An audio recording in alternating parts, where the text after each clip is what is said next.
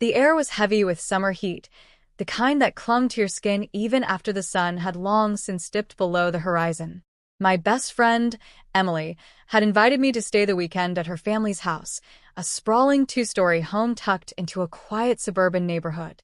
During the day, we'd lounged by the pool with tall glasses of lemonade, flipping through magazines, gossiping, and laughing until our stomachs hurt.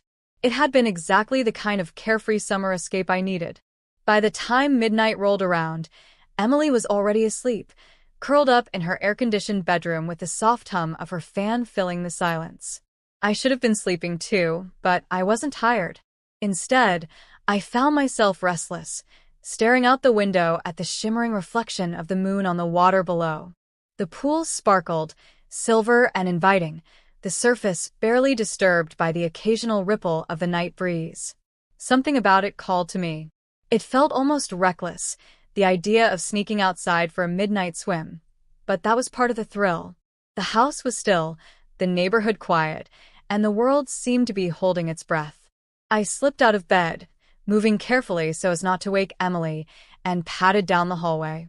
Every creak of the floorboards sounded louder than it should, but I couldn't bring myself to stop. The back door opened with the faintest click, and the humid night air wrapped around me instantly. The scent of jasmine floated in from the garden, mingling with the sharp chlorine tang of the pool. My skin prickled with excitement as I stood barefoot on the cool stone tiles. I tugged off my oversized t-shirt, revealing the bikini I'd kept on underneath my sleep shorts. The air kissed my skin, warm and sticky, and I bit my lip as I dipped my toes into the water. It was deliciously cool, a sharp contrast to the heavy night air. Without another thought, I slid in, the water enveloping me in a silky embrace. I let out a sigh of relief, floating on my back as the moonlight bathed me in silver. The night was so still I could hear the faint hum of crickets and the occasional rustle of leaves. My body relaxed with each ripple of water that caressed my skin.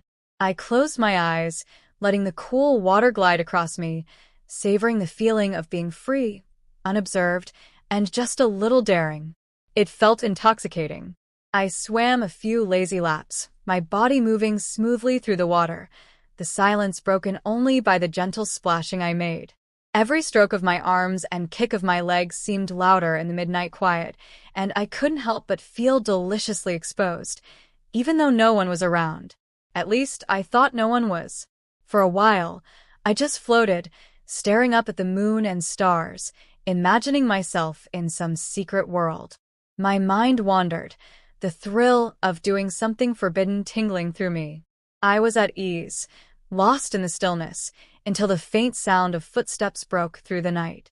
My heart lurched. I froze, pushing my wet hair from my face as I turned toward the house. The sliding glass door had been left cracked open earlier, and now a shadow moved across it, tall and unmistakably masculine. My stomach flipped, a jolt of adrenaline rushing through me. I told myself it couldn't be Emily, too tall, too broad. And then it hit me. Her brother. My breath caught as the figure stepped onto the patio, the faint glow from the pool lights washing over his face. It was Ryan, Emily's older brother. He was 24, a few years older than us, and I'd always known him in passing, the quiet, effortlessly confident type, with an easy smile that made girls whisper about him. He was the one who came home from college during breaks, the one who always seemed just slightly out of reach, his presence filling the house whenever he was around. Now he stood barefoot on the stone patio, dark hair messy from sleep, a loose t-shirt clinging to his chest and pajama pants hanging low on his hips. His eyes locked onto me immediately, widening in surprise, then narrowing with something else I couldn't quite place. "Well," he said at last, his voice low and rough with sleep. "Didn't expect to find anyone skinny dipping in the middle of the night." Heat rushed to my cheeks. "I'm not skinny dipping," I shot back quickly, though the water lapped around my bare shoulders as if mocking me. His lips curved into a smirk. Could have fooled me. He took a few steps closer, his gaze lingering on me in the pool. "What are you doing out here?" I swam backward a little, trying to look casual despite the way my pulse raced. "Couldn't sleep. Thought a swim might help." "At midnight." He raised a brow, folding his arms across his chest. The faint amusement in his tone made my stomach twist with nervous energy. I gave a small shrug, trying not to show how flustered I felt under his gaze. The pool was calling me. Ryan chuckled softly, the sound deep and warm. He moved to the edge of the pool, crouching down so he was closer. The moonlight caught the edges of his jaw, highlighting the sharp lines of his face. Dangerous thing to do when everyone's asleep. What if you'd slipped? No one would have known. The concern in his voice was unexpected, and I found myself biting my lip. Guess I didn't think that far ahead. He shook his head, smiling. You never change. I blinked. What's that supposed to mean? Ryan leaned in slightly, his eyes glinting. You've always been a little reckless. I remember when you used to come over as kids. You were the one daring Emily to sneak cookies before dinner, or climb the tree in the yard. The memory made me laugh softly, though the intimacy in his tone made my skin prickle. Maybe I haven't grown out of it. Clearly, he murmured, his gaze dipping briefly to the water sliding down my collarbone before flicking back to meet mine. The silence stretched between us, charged and heavy, broken only by the gentle lapping of water. My heart thudded in my chest, louder than the crickets chirping in the distance. Then he did something that made my breath hitch. He pulled his shirt over his head. I stared, unable to look away as he tossed it aside. His chest was sculpted, muscles defined under the glow of the pool lights, his skin smooth and sun-kissed. Without another word, he hooked his thumbs into his waistband and tugged off his pajama pants, revealing a pair of dark swim trunks underneath. You're not the only one who likes a midnight dip, he said, his voice teasing but husky, before diving cleanly into the water. The splash sent cool droplets across my face, and I blinked rapidly as he resurfaced a few feet away. His hair was slicked back, droplets rolling down his broad shoulders. He looked breathtaking. This is crazy, I murmured, more to myself than him. Crazy, he agreed, swimming closer, but kind of fun. I tried to back away, but there was nowhere to go. The pool felt smaller now with him in it, his presence taking up all the space. He moved with slow, easy strokes, circling me like a predator toying with its prey. You're staring, he said, a grin tugging at his lips. I tore my gaze away, heat rushing to my face. I am not. You are. He closed the distance between us in 2 strong strokes until his body was only inches from mine. The water between us rippled with attention. Don't worry, I don't mind. My breath hitched, and I hated how obvious it was. Emily's inside, I whispered, the reminder sounding weak even to my own ears. She's asleep, he countered smoothly, his eyes dropping to my lips before meeting mine again. His voice lowered, intimate, dangerous. It's just you and me out here. My skin buzzed with awareness, every nerve alight. The moonlight glistened off his shoulders, the scent of chlorine and summer heat mixing with something purely masculine that was all him. Ryan, I started, but the word tangled in my throat. Yes. He tilted his head, waiting, the faintest smile playing on his lips.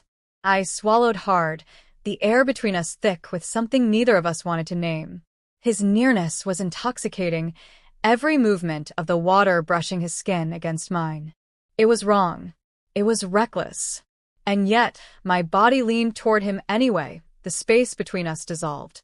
One moment, I was treading water, desperate to hold onto some sliver of control, and the next, Ryan's hand slid along my waist beneath the surface, his fingers firm and possessive, pulling me closer. The world seemed to narrow to the sound of my own breathing and the soft ripple of water against our bodies. His skin was warm even in the cool pool, his chest brushing mine, droplets sliding down in glistening trails. You shouldn't be here, I whispered, though my lips trembled as his came dangerously close. And yet, his voice was velvet, thick with desire. I can't seem to stay away. Then his mouth claimed mine. The kiss was fire against the cool night, urgent and searching, his lips moving against mine with a hunger that stole the breath from my lungs. I melted into him, my arms wrapping instinctively around his neck as he pressed me against the edge of the pool. The rough stone against my back only heightened the softness of his mouth, the firmness of his body. The water lapped around us, sloshing with every movement, as though the pool itself responded to the fever between us. His tongue teased mine, slow at first, then deeper, more insistent, and I couldn't stop the soft gasp that escaped me. His hands explored boldly now, sliding down my back, fingers tracing the lines of my body beneath the surface. Every touch sent sparks racing through my skin, making me arch closer, desperate for more. "God, you feel incredible," he murmured against my lips, his breath hot, his eyes burning with something primal under the moonlight. I tilted my head back, the night sky spinning above me, as his mouth trailed along my neck, tasting nipping, making me shiver despite the heat between us. The scent of chlorine mixed with the salt of his skin, intoxicating and raw. "Ryan." My voice was barely a whisper, caught between plea and surrender. He hushed me with another searing kiss, his hand tangling in my wet hair, pulling me tighter against him. There was no space left, no hesitation, only the crash of need meeting need, unrestrained and inevitable. The passion consumed us. Every movement grew more frantic, every kiss deeper, every caress hungrier. The water became a second skin, wrapping around us as though determined to bind us together. I felt him everywhere, his lips, his hands, the firm press of his body, and it ignited something deep inside me I hadn't known was waiting. The night seemed endless, time suspended as we gave into the rush, tangled in the water and each other. His voice, low, rough, murmuring my name, was the most intoxicating sound I had ever heard. My body burned with each touch, each stroke, until nothing else mattered but the way he made me feel alive, wanted, utterly consumed. And when it crested, when that fever broke in a breathless rush of heat and release, I clung to him as though the world might fall away if I let go. His hold was fierce, grounding, his lips against my temple whispering words I couldn't even process through the haze of bliss. We stilled slowly, breathing hard, the water rocking gently around us as though soothing our spent bodies. I rested my cheek against his chest, hearing the wild beat of his heart matching my own.